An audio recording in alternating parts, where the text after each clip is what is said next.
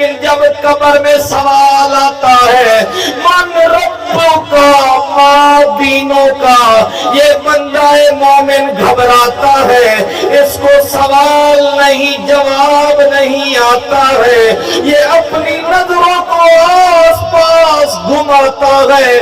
جب سوال آتا ہے ما کنت تقول فی حق ھذا الرجل، اور سامنے کملی والے کا چہرہ نظر آتا ہے، سوال آتا ہے بتا یہ کون ہے، یہ آنے والا ڈھول کون ہے، بول یہ کون ہے۔